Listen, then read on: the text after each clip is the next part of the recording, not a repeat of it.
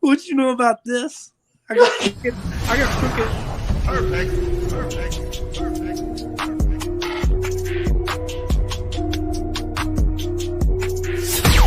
Coming to you live from the basement of an abandoned training facility where we talk about fighting, training, and events. It's the Fight Mixer Show, where you can hear about all the local and world combat sports happenings. Get ready. It's time to gear up and square up because we're going live on the Fight Mixer Show.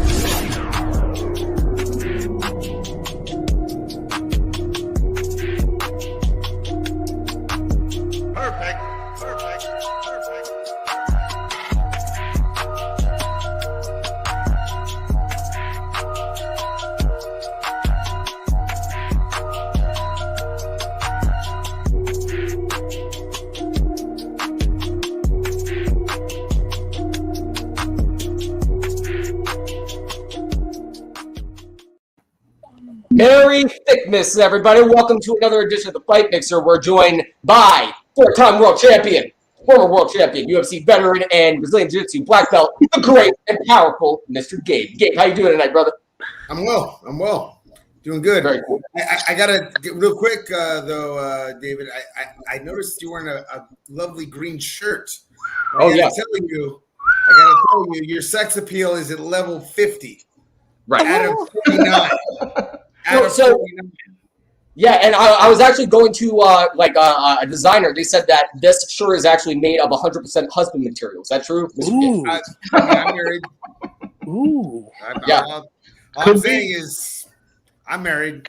Proof is in the pudding, my friend. Proof is in the pudding. We're matching right now, and that means the women that are watching, we're dropping more pennies than a seasonal worker at Victoria's Secret right now, y'all. Seriously. It's wet out this here. was not planned. Yeah. We are also joined by the man who will be making his professional debut, my buddy for 10 years. We actually fought in the same card for Burlington Brawl back in August 2010.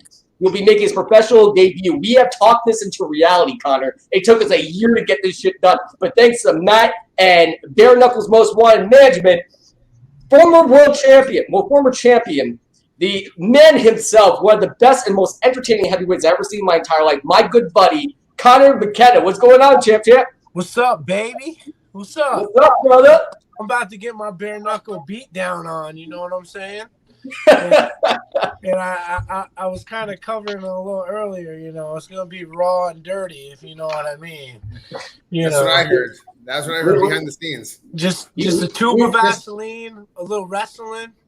You know, where I'm from, we call it wrestling. We gonna get down and wrestle. You wrestle me, we're gonna get gay together tonight, boy. I'm gonna say, I like you. You smell pretty. Yeah.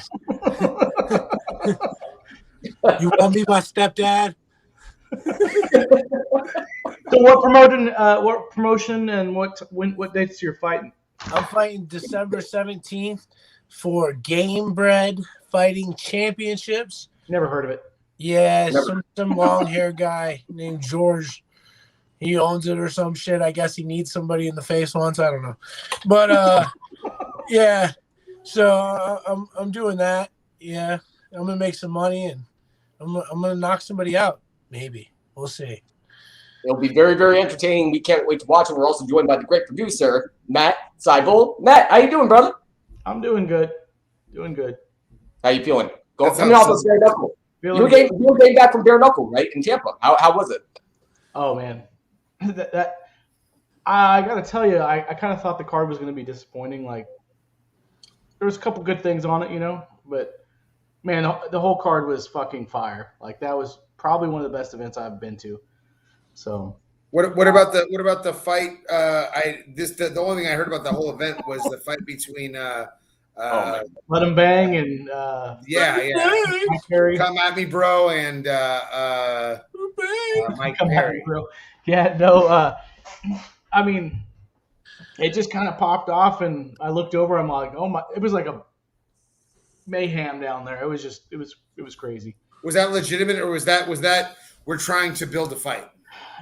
I don't think it was staged at all because David Feldman, the actual he was seriously like, I don't know if he's going to, but he was gonna fucking get rid of Julian for that incident. Really? He was gonna let go of you? Because I think one of the people in the audience got hurt, and it was just too much. Yeah. Oh, Jesus Christ. Can't do that. Yeah. Your so buddy, we'll see where it ends up. I mean, it's not. And for people that they're just wondering what we're talking about, there was a huge fight, huge brawl that took place. Chris Lydell, who's a good friend of Gabe's, he was interviewing Mike Perry and just introducing him to the promotion and everything like that. And then you see paper or something being thrown at Mike Perry, and you hear, "You're a bitch, you're a bitch." And Julian Lane is usually a soft-spoken guy. He was on our show on the Fight Mixer. Like he seemed like a nice guy to me. Like I like Julian Lane, but like they got into a huge fucking brawl. Let me bang! But like I thought it was like I agree with Gabe, and not just because we have matching shirts on, but like I agree with Gabe. I thought it was probably staged just to build up a fight. Well, I mean like you're trying to bring in Mike Perry from the UFC. He's a name. Julian Lane was on the Ultimate Fighter, and so like I think in bare knuckle he's got name recognition. I mean, and the "Let Me Bang, Bro." I mean, he's known from that, and he's living that. So I thought my take on it was, they're staging this to get some build up to they're gonna make this fight and it's gonna be exciting. But I guess when people get hurt in the crowd, that changes the dynamic. Yeah. Especially, I was up in the crowd going, "Let him bang, bro!" I know you were. So is it definite that David Feldman's actually going to release Julian Lane, or they're going to let this see. out? I mean, that was the knee-jerk reaction at the event, but we'll see what happens. I don't think so, though. They've been sharing the video all over. Yeah, they've been sharing the video all over and promoting it. I severely doubt it. Honestly, like that is what I'm saying is I don't know anything about any other fight that got coverage in all of them news. And so, I mean, whether it was staged or not, it builds, a storyline that wouldn't be there before. And the scuffle was kind of weak too. Like I don't know. We have like I don't know why trained fighters when it comes to like they just like swing their arms like fucking frat boys. I don't know. And a lot of dirty boxing too. A lot of dirty boxing. I saw. The dirtiest. The dirtiest and sexiest of boxing. Sexiest is the dirtiest boxing in the middle of the crowd. We have big events coming up. Showtime Boxing. Our friend Anthony Pretty Boy Taylor is actually going to be fighting on the Jake Paul card, and I can't believe Tommy Fury pretty much dropped out of the fight. What do you guys feel about that? What's going on, Evan? What's up, Evan? What's up, Evan? What's happening? What's up, Mr. Brito? Tommy Fury, how do you let a check like that go? Like my fucking toes could be falling off. I don't give a fuck. A check like that to fight a YouTuber? Come on. Yeah. Well, okay, so I actually disagree with you there. Jake Paul has enough skill that if you were to lose to him, your credibility as a boxer is fucking done, son. True. And if you have an injury, especially a rib injury, which I believe is what he was saying was, rib injuries, especially when it comes to boxing, like anything to do with back or anything spinal or rib cage oriented, it will fuck you up. Yeah. And like losing to Jake Paul would be bad enough, but getting beaten by him because of an issue I had before would actually make it worse for myself. I don't know about Tommy Fury, and I have no dog in the fight one with the other. I think I don't know enough about Tommy Fury, and if Jake Paul disappeared tomorrow in some beautiful magic from the heavens, my days would go on. Yeah, and Elvin, I want you to join in this conversation. Obviously, Elvin's a great fighter. He's going to be fighting on another card. Amazing boxer. But I want to ask Gabe and Connor this because we've all fought before. Like I've hurt my rib before. You're miserable. It hurts to sleep. It hurts to breathe. It hurts to throw. Yeah, like I hurt my rib in 2011 before a fight, and I still went on with the fight. But it fucked me up mentally, where I was afraid to engage. I was like, my stance also changed too. I was afraid to lift my elbow from my rib, and my face was exposed too. Like I was leaving myself out there and like leaving important targets that I should be protecting. So I was so self-conscious with it. It hurt to throw a jab. It hurt to shoot a takedown. Like, I was so self-conscious and fucked up. Sleeping was out of the question. Breathing hurt. Like, I agree with Tommy Fury for dropping out just because rib injuries fucking suck. Yeah. Like, I don't know what you feel about that. What you're saying, though, David, you have other avenues of fighting. If my ribs are bad, I'll go for a takedown. I'm going to play a different game. In boxing, you don't have a choice of like, I got to work around my injury. Like boxing, you have one weapon to use, and that weapon, like, what are you going to do? You're going to just your movement's going to be limited. Your punching power is going to be limited. As Elvin said, it's too risky. And I mean, look, maybe he was being a quote unquote bitch. I don't think so. I don't think people that, especially that make money for fighting, whenever I hear people say they're afraid, it's like, look, people that fight for money are not concerned about, like, you know, they're not afraid of things per se, like, especially opponents. But again, the risk factor. Yeah, you don't want to lose to a YouTuber, you know? Yeah, that would suck. That would fucking Connor, suck. what do you feel about that? Me? Yeah. I feel like you're right. Yeah, it is fucking way too risky, but you know, I'm broke as fuck. Broke, bitch. I need money. I mean, I'm fighting an Olympic wrestler on 3 weeks' notice. I'm broke as fuck, you know. But I'm ready to bang with anybody. But it's one of them things that, like, I totally understand. It's risky. I wouldn't want to lose to a YouTuber, but shit, I could play it up also as fuck. I had a broken rib. You know, let's run it back again, make another check. That's double the cash, and then I get to fuck them up. You know, but that avenue barely ever works. I mean, Manny Pacquiao lost to, what's going on, Andrew? How you doing, brother? And that avenue sometimes doesn't work, especially Jake Paul, who's notorious. Who, you know, Tyron Woodley. You know, while Tommy Fury fumbled the bag, Tyron Woodley was already trained, picked up that bag like he's goddamn Randy Moss, and now we're going to run it back for a Tyron Woodley versus Jake Paul 2, which I'm very excited for that fight. And that makes a lot more sense. I'm more excited for that than Tommy Fury. But, like, you know, that avenue doesn't really work where if you lose and you say, oh, I lost because of an injury, because then the blowback is, oh, you're making fucking excuses and you're a bitch. And Manny Pacquiao made the same excuses. And you know what? Like, Manny Pacquiao never have gotten a rematch with Floyd Mayweather, so it can go both ways, you know? That's true. I heard he goes both ways. Look, like, when you're playing the game of fighting, which is essentially what you're doing, and especially at the highest level possible, things like injury can absolutely affect the outcome, and it can also affect your. I don't know how the contract is set up for Triller, but in MMA, you lose half your money. Yeah. Like, so, like, you're talking about money. You're like, I'm getting paid. You get half your money for losing. Like, so the idea is when I go in, I want to get all my money, and if I can get a bonus on top of that, even better. Give me all the money. I have no intention of not taking as much money as I can, especially because, like, you know, I'm fighting for as a career.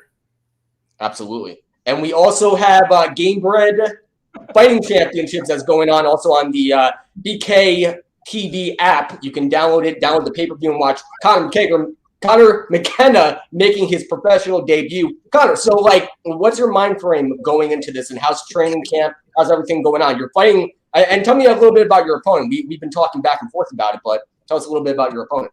So my opponent is a Egyptian Olympic wrestler. He's got some heavy hands. I've seen a good amount of his fights. He's got some impressive shit, but you know, I do see holes. I am always very optimistic, even though I had a 3-week training camp for this, you know, and I was training for boxing, and now I'm fighting MMA, and I haven't fought MMA in 5 years. I don't give a fuck because I know what I got, and I know what I got in the tank. I know what I have, so I'm confident in myself. I'm happy. I've had a good week. I haven't been too fucking like grumpy or anything. I just been, you know, flowing with it. I'm happy I get to make my pro debut on such a big stage. Like, not many people get to go from amateurs to fucking fighting on, you know, Game Bread, you know. And then who knows from there? Whatever the fuck I do, I'm gonna open this mouth. People are gonna see me, you know. And I'm not talking about like open this mouth. I'm talking like Vaseline open this mouth. I'm about to open everybody's mouth. I'm gonna be all up in that shit. Like, what's up, y'all? Welcome, America. Welcome. And I'm not. Seems like Connor, you seem to be working towards a very, very specific fan genre. Like a very, very specific like fan the genre. kind that will like sneak up and like tickle, fuck, rape you at the same time. Like it's a tickle, fuck, rape because it's like kind of soft, kind of scary, but like all right, you know. No, I don't know. Yeah, I don't know, bro. I don't know either, brother. Don't lie. And Connor, by the way, you know, even though we were talking shit that you're gonna say some gay shit in his ear just to like get him off his game and like whisper sweet nothings and get him a spoon so you can eat your ass. Like Connor also is a new father. Congratulations on that, Connor. Congratulations, boy or girl? He's a boy. His name's River. All right, congratulations. He's the man. He's 15 months now, and you know he's the reason why I'm able to do this shit. Like my father died in February.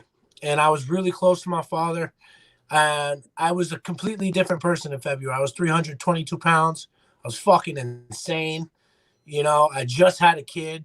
I was just, you know, shit was going weird, you know. My cat died, you know. But, like, I needed to change my life, so I started throwing hands again, and now I'm here. I'm about to fight for Game Bread. I couldn't be happier.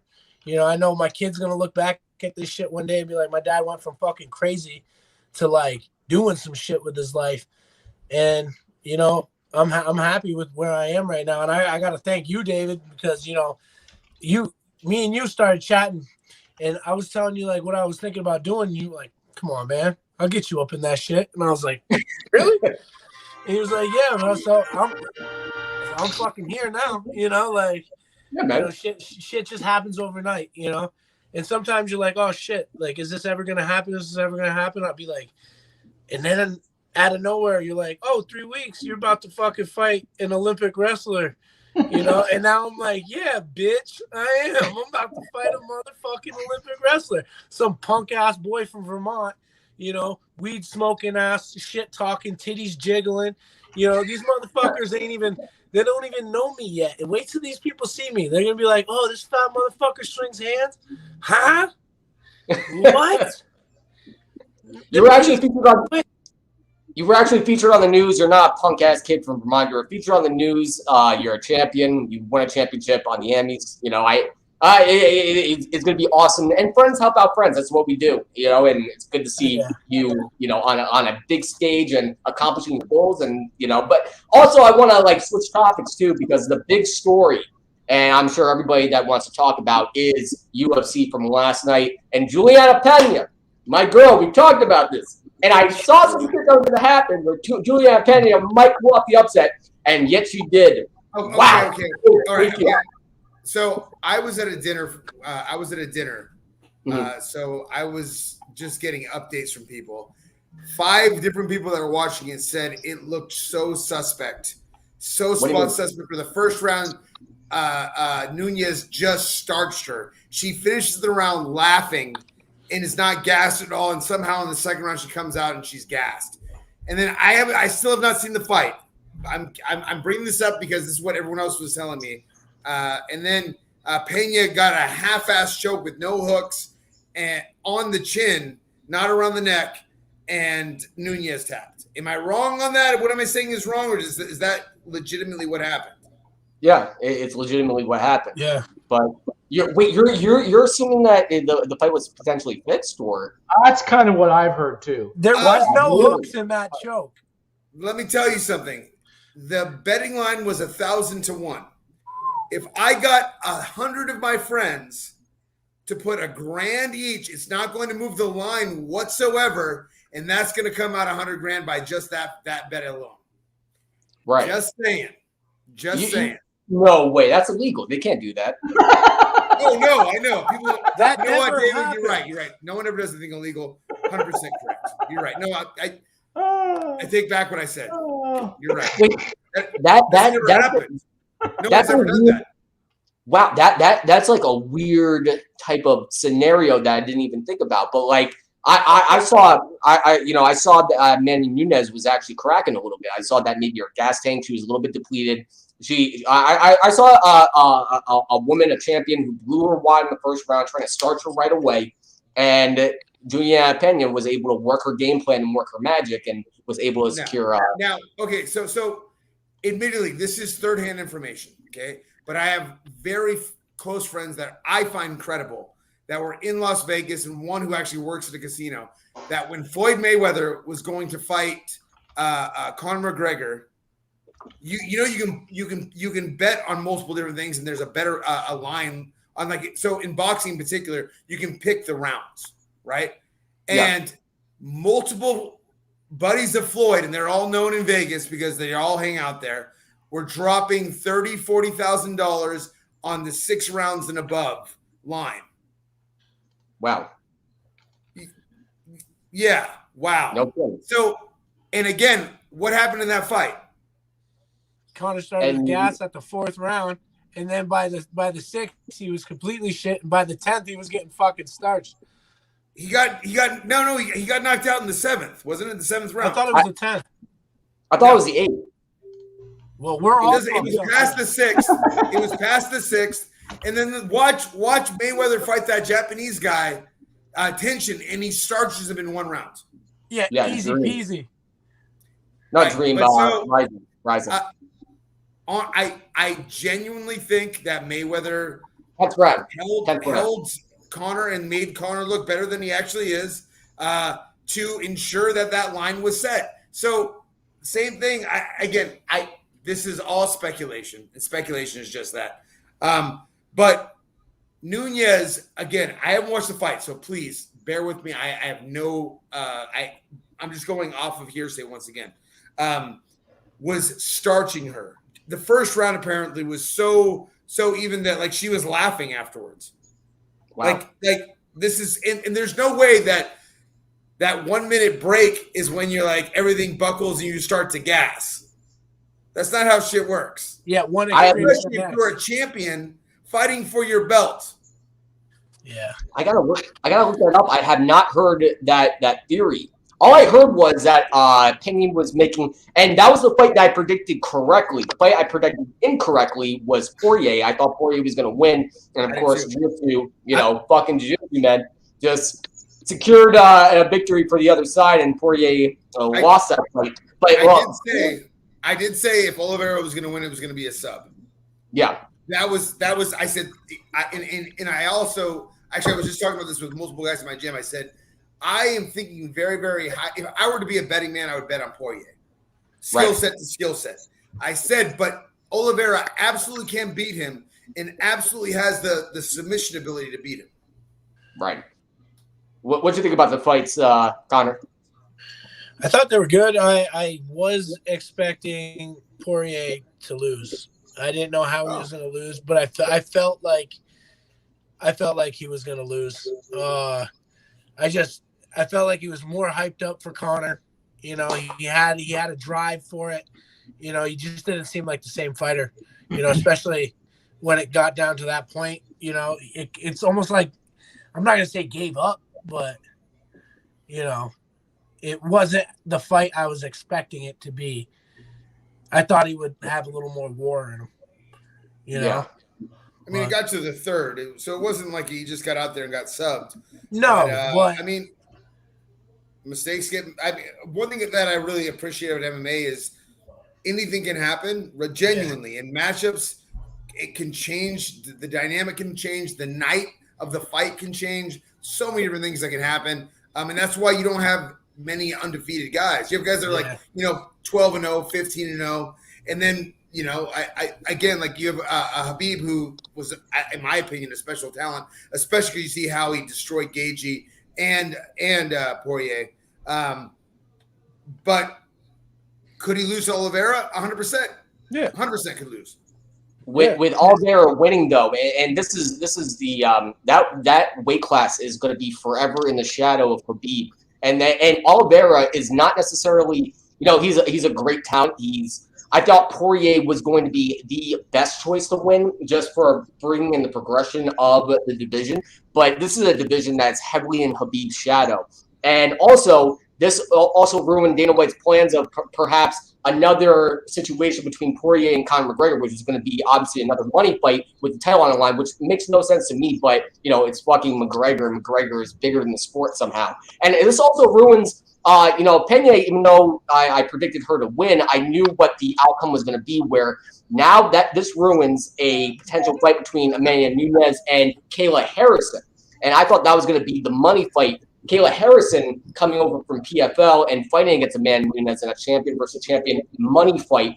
Pena winning was, it was great, and it was a great story if, what you say is not true. But now this ruins a potential money fight between Kayla Harrison and Amanda Nunes. Yeah. What do you think? You know what? I'll be honest, I wasn't listening. No. My daughter was. I've seen that. So anytime I'm looking over here, my daughter, it's so adorable. She's 2. She opens the door and she just has this big immersive smile, and it takes away everything. I'm just like, sorry. I'm back in the room, and Nunez Anderson. What? No. What I was saying, sir, saying that Pena winning puts cold water on a potential money fight between Kayla Harrison, who's an Olympian, a gold medalist in judo, and champion in PFL, and a potential match with Nunes. That money fight, a lot of, I think it knocked down that potential fight. And, that could have been a huge money fight and a huge thing for the sport and for women's. Yes and no. So I hate to say it, Kayla Harrison, is a champion in PFL, and she is known around like the MMA community. But to build that fight, you would have to bring her in and make her recognized to the UFC fans, like they had to do that with Michael Chandler. It's difficult when you have these cross promotions and you're bringing this person in. You're trying to build them as, okay, they're undefeated, they're a champion in this organization, but then you have to bring them into your organization and show why they're so good and such a talent. Yeah. I think I'm more appreciative, no matter what avenue it goes, I'm more appreciative that women's MMA is getting such recognition, because I was talking about this the other day. I was doing commentating, and Ronda Rousey was not supposed to be the first big UFC women's superstar. It was actually supposed to be Erica Montoya, who was going to fight on UFC 51 when Tito Ortiz fought. I forget. He was in the main event, though. But Erica Montoya was also the first women's fighter featured in a UFC video game, UFC Sudden Impact in PlayStation 2. Erica Montoya fought for SmackDown, fought for all these different promotions. And then, that fight got scrapped, and Erica Montoya went to obscurity, even though she's an incredible talent. I don't know if you ever heard of Erica Montoya. But then we get Gina Carano and that big money fight between her and Cyborg on Showtime on Strikeforce. I like to see the evolution, and now it's so weird and so cool to see that we're talking about women's MMA in the same light as males MMA. I love the complete evolution where we're at. Yeah,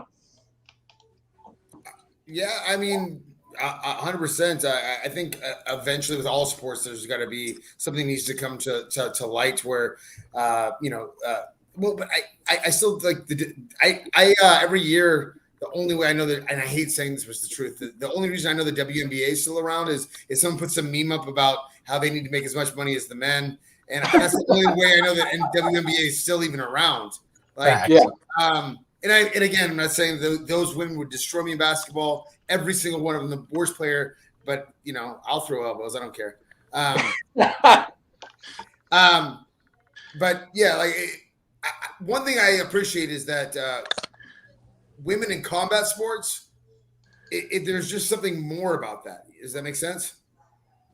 Yeah, pretty much. Matthew Collier versus Matt Seibel in celebrity boxing. Thoughts? I don't even know who Matt Collier is. I'm putting all my money on him. Banger. I'm going to put it on Matt. Matt's going to win. I'm going to put all my money on for sure. Matt's going to win. He's my partner in bare knuckle management, and he is also a champion in something. I can't remember. Taekwondo. Taekwondo. I'm just a bum who has fought in the street a few times. Not happening. I mean, it's Taekwondo. Goddamn bloodbath. It's Taekwondo. Come on, Matt. I love Taekwondo. I think it's I'm good. kidding. That is 100% a joke. I have all respect for all martial arts, but Taekwondo. But Taekwondo. How about Gabe versus Matthew Kohler? Gabe would murder, and I'm sorry, I love you, Matt, but Gabe would murder Matthew Kohler. He kind I'm of sorry, It would be a much better fight than me, I promise you. Yeah, but it's okay because Gabe could kill all four of us at the same time with one pinky. So it's not just killing us. Yeah, I don't know about all that. I appreciate the accolades, but that is a complete falsity. I think so. And Connor's doing this, and unfortunately, I know what this means. No. What does this mean? I have no idea. Kicking a field goal? Is that what it means? Yeah. I do have to ask, why is Joe Elmore not in the 165-pound title conversation for BKFC? I love Joe. Why is he not? Matt?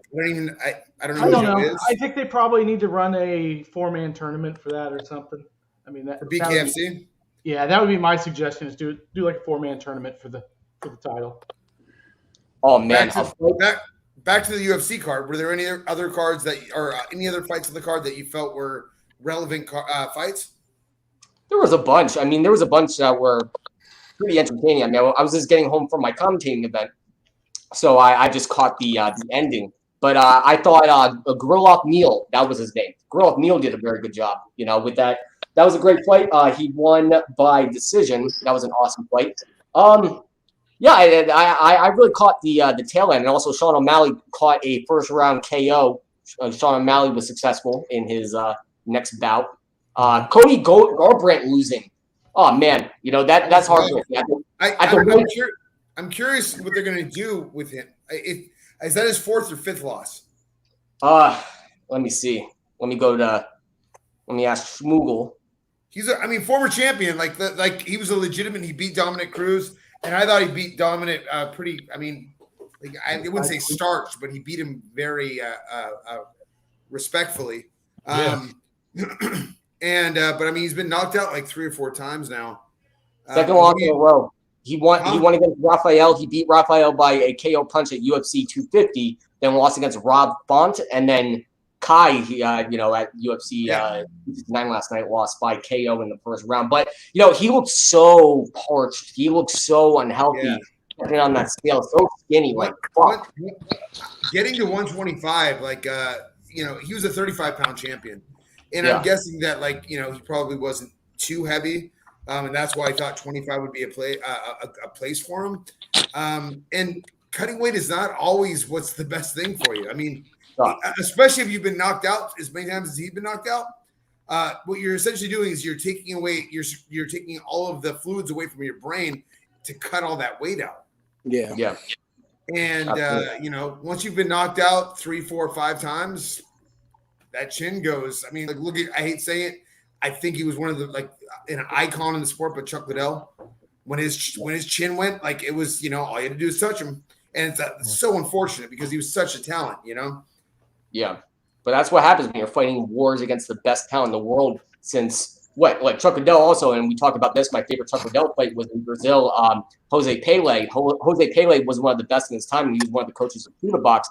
Fought for Pride, and one of my favorite fighters of all time is Jose Pele, but they were fighting bare knuckle MMA just like Connor's going to do.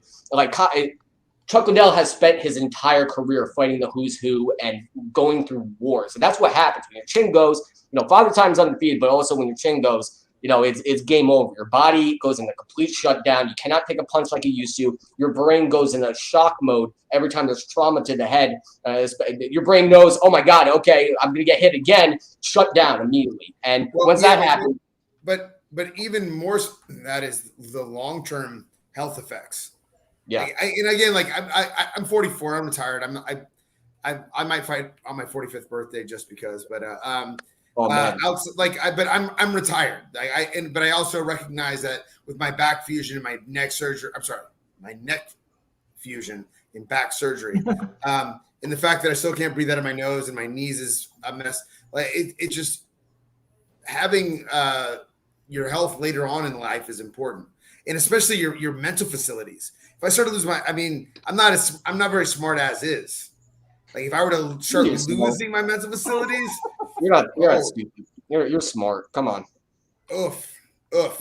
I'm smarter than some, but I'm certainly I decided to fight for a living, and that was what I decided as a career. So I'm not that smart.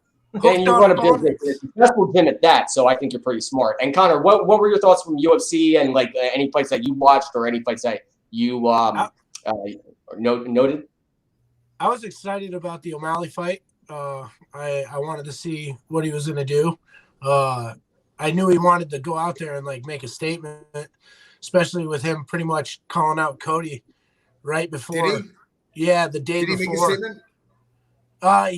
They went face to face during the presser. Him and Cody, and I knew he was kind of not like overlooking his opponent, but he had a feeling he was going to win. So. Right. I wanted to see how he was going to do it. I know he was going to go out to knock him out just because, he's had some really good shows and show-ups, but, like that last fight. Okay, go ahead. Sorry. Go finish what you were saying. That last fight where he punched the dude like 200 times in the fucking face, I'm sure he wanted to finish that guy, but, that guy had a head of bricks, durability is not something you can train. And it comes from Boston, and those are just a state of big dick bandits, and you are not going to knock out the green hair fellow from Boston. I promise you that. Not at all. So they were trying to obviously build the O'Malley Garbrandt fight. Think they can do that now, or do you think that that's just that fight is completely irrelevant? Well, it might be doable just because, Sean O'Malley hasn't face really any big names, so that would be his first big name, and what better than an ex-champion who's kind of on a losing streak, trying to get his shit back. So it could be pretty much Cody's big last fight, or Sean's big fucking come out party come on party with that fucking that hair. Looking like cotton candy. But Joe Elmore, a friend of the show and an incredible fighter, actually commented that a fight that makes sense is him versus Elvin Brito. I think that fight would be amazing. I don't know how that fight would go. Two talented fighters being put there in BKFC. Matt, what do you think about that fight? I think that would be great, but there are a couple other people that like. I think a 4-man tournament. That's about the number of contenders there are. So just fucking run a 4-man tournament and winner take all. I think it's worth a conversation for sure. Yeah, I wouldn't want to see that fight because I like both of them. So that's one of those fights where I wish there wasn't a winner or a loser. That exactly. No matter what knockout decision. That's one of those fights I wish would just go to the draw so both of them can win, or like a double win. Double knockout. Joe's a badass dude. That's for sure. And Elvin is skilled like no other. So. I want to watch him fight. You know what? I have to make an admission on the show. It's going to be a little difficult, but I have not downloaded the BKFC app. You are a son of a bitch. I know, and it's just I have so little time, and I have Connor trying to have sex with the camera. I think mouth sex the camera makes it so difficult to stay on point. Definitely one of David's friends. And then he's off. He's gone. Oh, he's gone. Can't get rid of me. Yeah. So. All right. So on that note, obviously we're strapped for time, and we're gonna wrap this up like a Christmas present. So this show, before we say our goodbyes, the show is brought to you by the great gym of Kajuja MMA and Fitness. If you want to train with a 4-time world champion, a Brazilian Jiu-Jitsu black belt, UFC veteran, and our good friend Gabe, go to kajuja/MMA.com and also visit them at Tarzana, California. And your first class is for free. Train with a world champion. Train with Godzilla, Gabe Rudiger. Go to kajuja/MMA.com.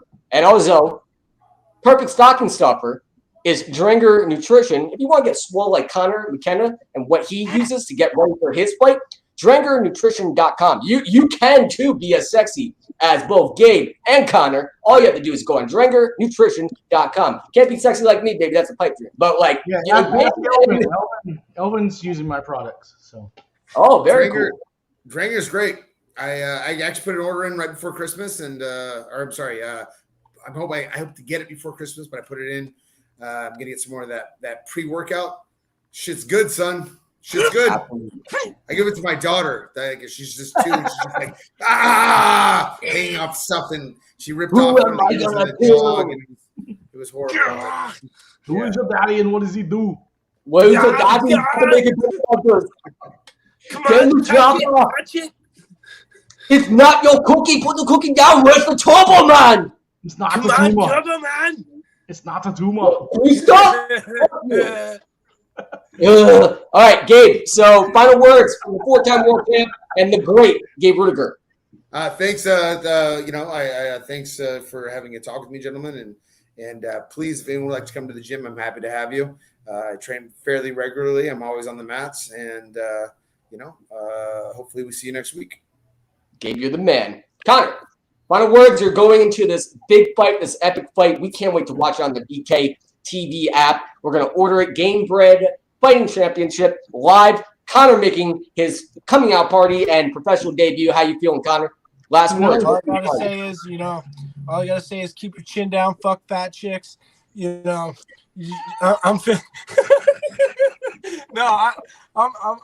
What was the last part? I believe it was fuck that chick.